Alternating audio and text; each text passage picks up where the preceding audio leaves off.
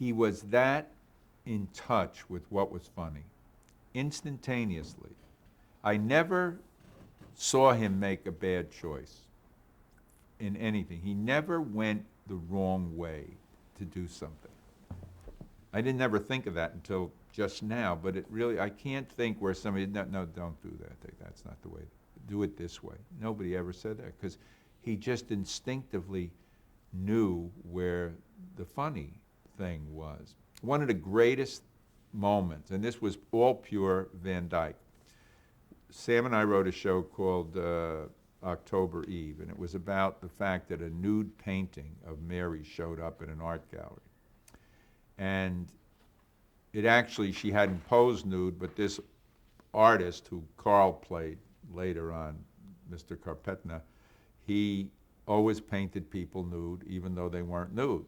So there was this painting of Mary that showed up, and it was, somebody saw it, and it was a thing, and finally Mary had to tell him, and they were in the kitchen, and Dick was leaning over the counter, the kitchen counter, over the stove, and Mary said, so this thing, it was, you know, in her great crying, and she said, I don't know what it was, and he said, honey, with this fake acceptance, he said, honey, don't worry, that's what we're here for, to support and to understand that. She says, really, really, oh, certain, honey, please, don't give it another thought. It's fine. And she leaves, and he stands up, and he is holding the burners from the stove.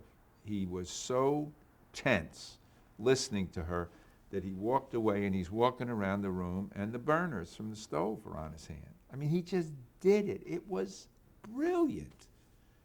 Nobody, you couldn't, you know, there are things as a writer that you can think of.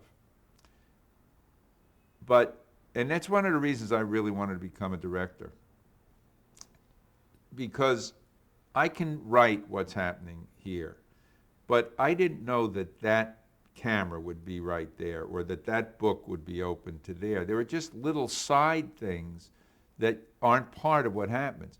But when you are a performer, or if you're a director who's a writer, you look and you say, oh God, go to that and do this, or, you know, and so Dick had that instinct that if something was there that hadn't been expected, he would find it and incorporate it, not really draw attention to it or whatever, but just become part of what he did, you know?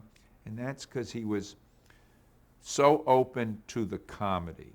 Now, Dick, I'm sure anybody who's talked to you about Dick tell you they don't really know him that as well as you know him. You know, he's a very private person.